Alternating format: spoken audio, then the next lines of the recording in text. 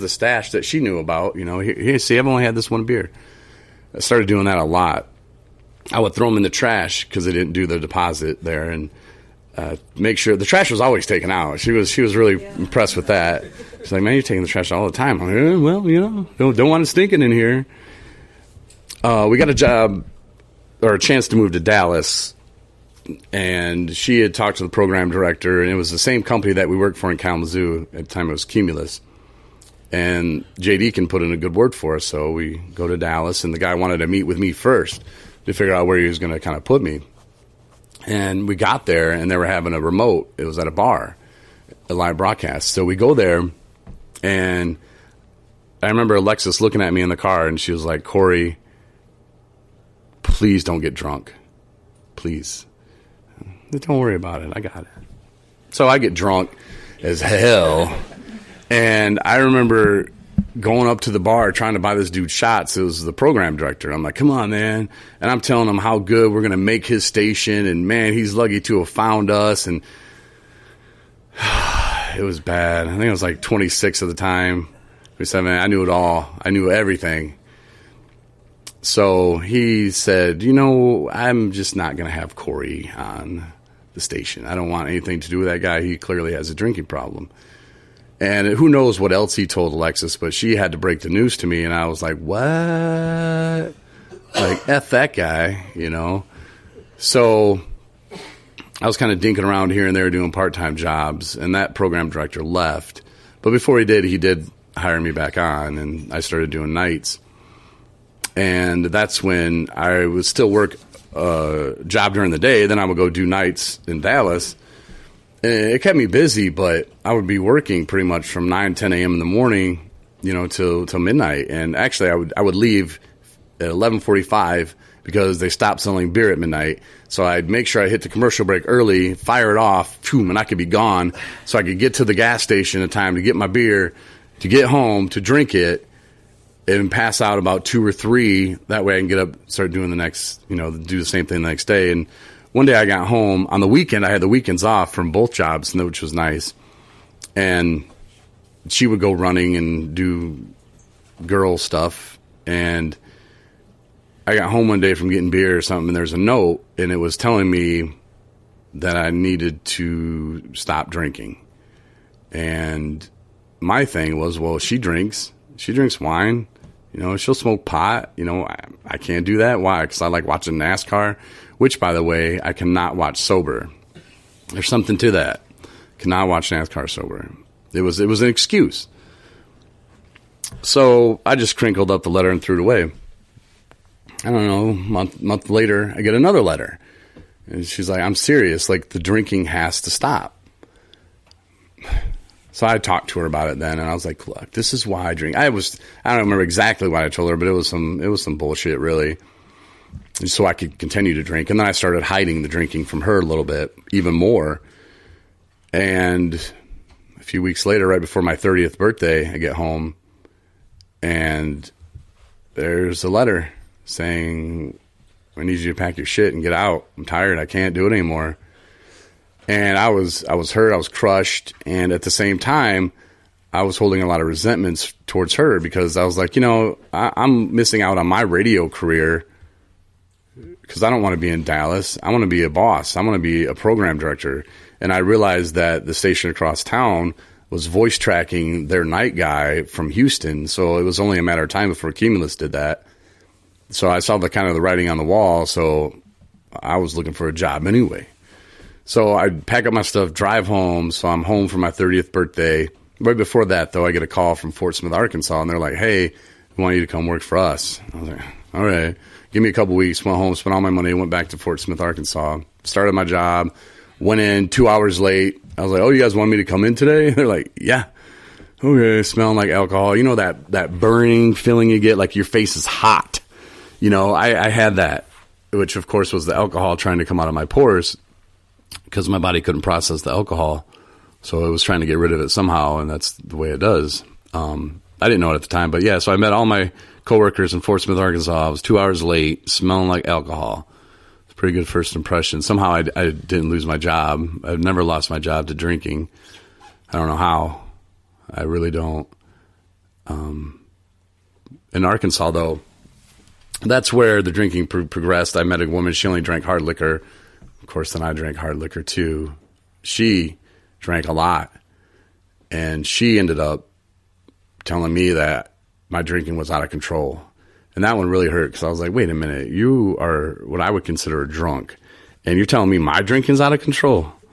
Like, have you lost your mind? Get out of my house. Like, you can get, and I told her that too. I was like, you can get your daughters out of my house. Just leave. I want you gone 2 days.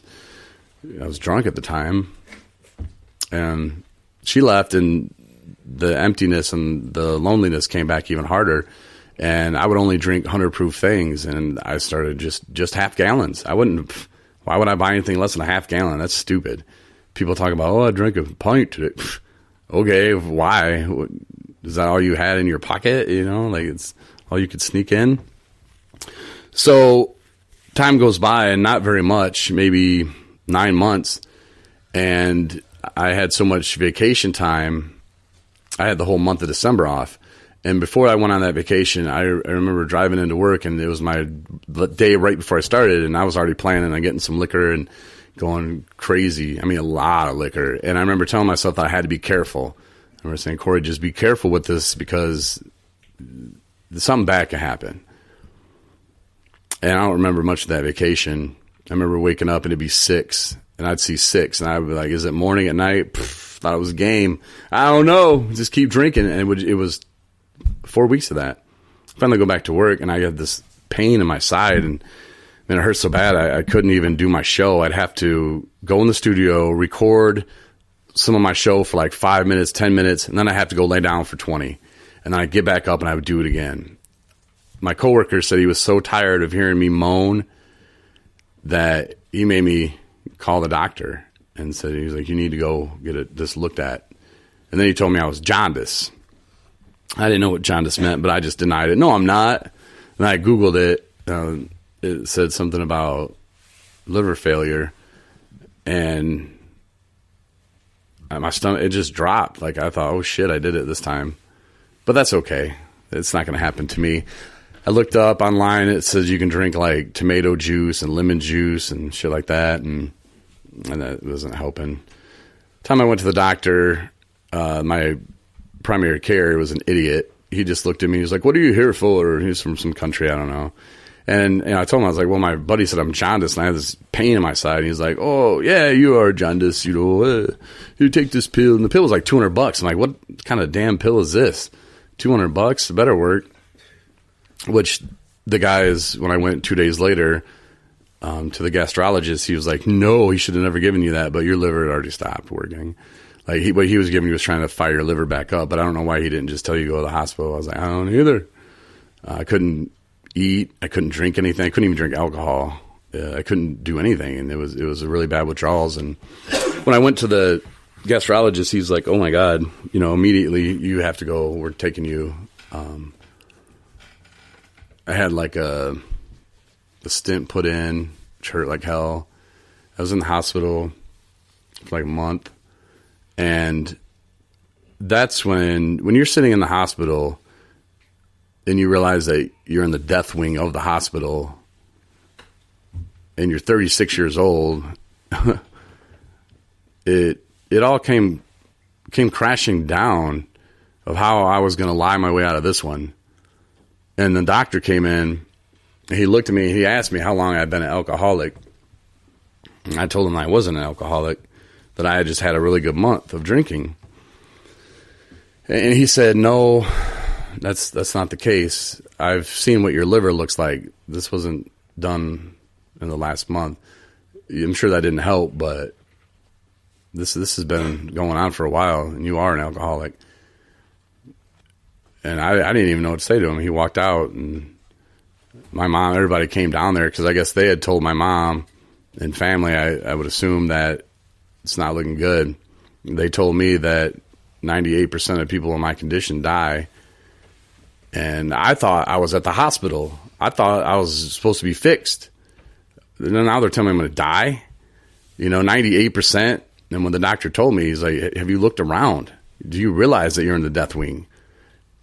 When's the last time you peed? And I was like, I don't know, like a week ago? He's like, yeah. Why do you think your calves are like this big? It's because your body's not draining, man. Like, your stuff's not working. Not only did your liver shut down, your kidneys shut down, your other organs are starting to shut down. Like, we're hoping that, things will fire back up. We're pumping you full of steroids, but it's not working, And I was just like, he's just trying to scare me a little bit.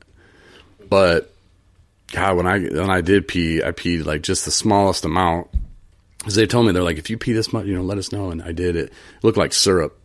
It just came out just black, thick. I was like, oh my God. But I remember hitting that call button. I was like, hey, I peed. And she was like, the nurse was like, okay, well, I'm like, no. I was like, I peed, and she's like, okay. And I'm like, well, come get it, because I thought that, hey, go give me some stuff and we can fix this now. Give me some more liquids. And when I got out of there, though, I swore, I'm going to quit smoking. I'm going to quit drinking. They told me I could never drink again. And the doctor went in to elaborate. He said that my liver, what had happened, it's not going to process alcohol the same. And it'll be harder. And he said, you drink again, and it can just shut down for good. Like, and there's no way to fire it back up. Like, boom, it's done. And you are not going to get a liver transplant. Now, they said your liver can heal itself. They said I was still young, and I didn't feel young at 36. But they said, you're still young enough, your liver can heal itself, and you shouldn't, by the grace of God, need any more treatment on your liver. Because they were telling me for a while that I would have to do dialysis for the rest of my life every single day. And I was doing that while I was in the hospital every day for 5 hours. I told them, give me the morning slot. So they'd roll me down at 5 a.m. And I'd be down there, and I'm in the room with like 80-year-olds, and they're looking at me, and they're like, what's up with you, Why are you in here? And I don't know. I always tried to blame it at first on the doctor that gave me that pill. Blamed it on him. And even when I got out of the hospital, I told my boss that. I'm like, well, yeah, the stupid doctor gave me this pill. It shut all my stuff down. I don't know if they bought it. I would assume they didn't. And they were probably just like, oh, he's not ready. Before my mom left, though, on that trip, I told her I needed to go see a therapist. And iHeartMedia had really good insurance. I mean, I go see anybody, so I did. And this guy was like, well, why are you here? And I told him that, I had a problem drinking. And he asked me, okay, well, what have you changed? And I told him I changed everything. And he wanted me to explain that to him, so I did. I was like, well, I don't drink anymore.